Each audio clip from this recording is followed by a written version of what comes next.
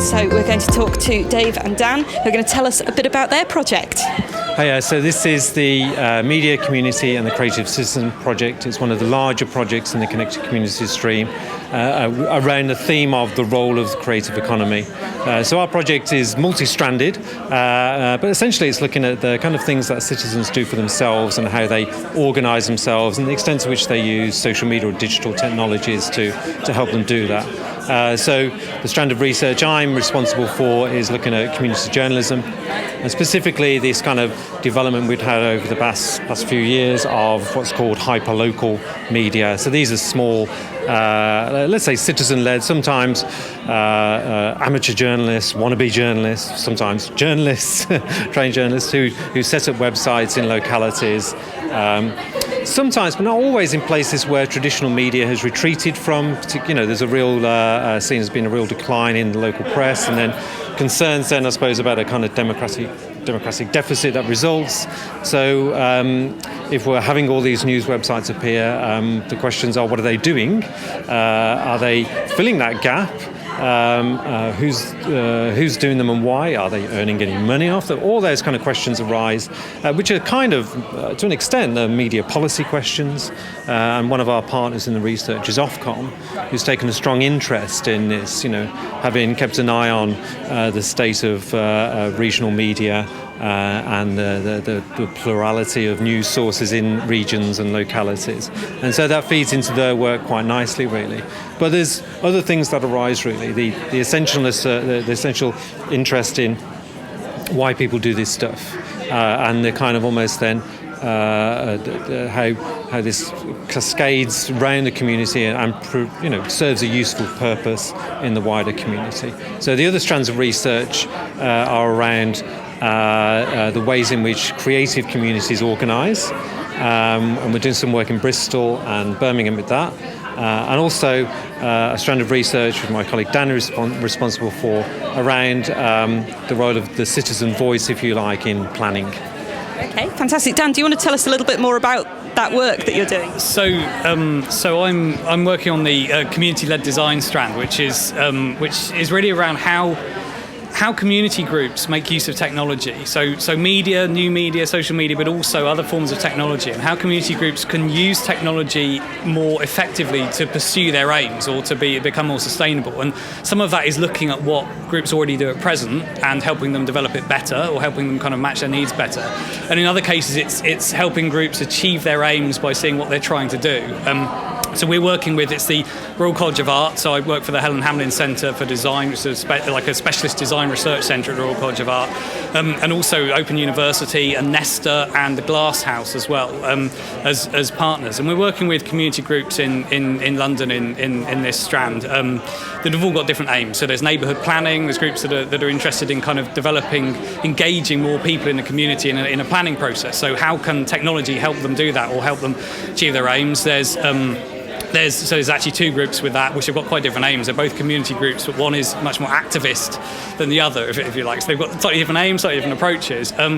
We've got working with an arts centre that's trying to help almost capture some of the stories that are involved in the people who use the centre and volunteer, so that they end up with a bigger kind of repertoire of experience from that. And also another community centre in South East London that's involved in kind of trying to get people to, partly to try to grow its membership, but also to help people experience the area better and kind of connect better with the local area. So there's a kind of focus on linking the physical and the digital, so using digital media in a way that links very much to the places that communities are situated in, so a sort of placemaking element as well. So I mean, it's a kind of, the findings, I suppose, are sort of mostly around finding what works for different groups, and are there insights that we transferred from one group to another. So we're very focused on trying to make it practically useful for one community group to learn from what another has done, so that they don't,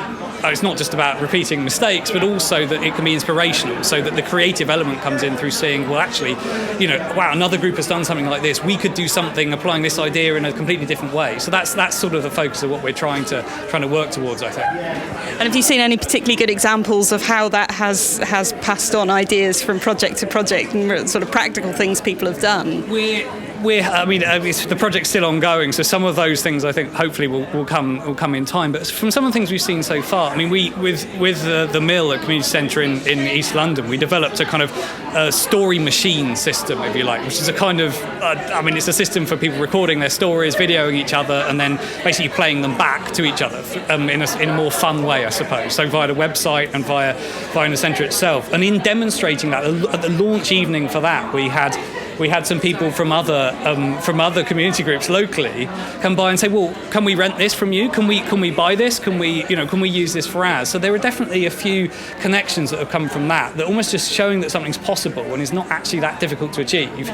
So we're hoping that's part of how the value will kind of spread, I guess. Excellent. So what have you got on your stand for people to see? There are some interesting things. Our Creative Citizens Cafe, and you'll see Dan is sporting our great Creative Citizens tabard there. So we just one of the things we did in the community journalism area was we took our existing community media journalist and said, you should come meet your audience in a news cafe setup. And in fact, we ended up, because of the places where we were working, in a Sainsbury's cafe, as it happened, because actually there isn't really an independent local cafe in that place anymore. So we're in quite a corporate space, the Sainsbury's cafe. We haven't quite recreated Sainsbury's cafe here. We've gone for a more obviously cafe look, but just that sense in which these are places where people are. So those are where you find stories and where people are more comfortable talking to you about their stories, really. And it turned out quite well in that example. The journalist then just went there himself to gather up stories, created a kind of column in his newspaper, news from the cafe, if you like, and it's quite a nice device, and it makes for a nice theme for an exhibition space. So here and at the other venue slightly more expanded cafe, they have Welsh cakes up there, which is very attractive to the audience up there, I understand. Yeah. Yes, I've been hearing cakes at all. We've also got like a blackboard where we're trying to get people to come along and tell us what they think a creative citizen is, and they can move stuff around, write stuff on the board, and we've been photographing that, trying to get a time lapse of it, actually, haven't we? Has anybody posted anything particularly surprising? Well, nobody's posted anything rude, and there's always opportunity for that. So no, really, I think we've just got to make sense of it. I think there's a kind of certain, just JFDI, if you like, or just do it attitude coming through. There's something around the difference between people who are seeing it as quite an individual thing. So I am a creative citizen. This is about me doing this, and people who are seeing it as very much a community-based thing. And that's not necessarily a dichotomy, but it's interesting to see people taking a different approach when they kind of think about the term. So it's really the difference between you supporting people who are being creative or trying to breed creative citizens, right? Yes. Fantastic. Excellent. So where can people go to find out a bit more about this project, particularly if they're interested in getting involved in any way, if there are opportunities for people to get involved still? Yeah, well, actually, we're one of the larger projects that are finishing first, actually. So our research will finish in November. We have got a major conference on the 18th and 19th of September at the Royal College of Art in London, which people will, we'd love to see more people there. And if creativecitizens.co.uk is a place to learn something about the project, about the conference, and as our findings are written up and emerge in that space as well. And we should, if we all finish writing on time, have a book out potentially sometime next year. Yeah. Fantastic. And you're on Twitter as well, aren't you? I can see your Twitter handle up there. TV Citizens, because you can't get the whole of Creative Citizens in. There's Twitter, have limitations. But CRTV Citizens, it'd be great to have people connect there as well. Yes, fantastic. So if you've been watching that interview and you'd like to ask any questions, then do tweet to them and use the event hashtag, which is #AHRCCC. So we're going to take a very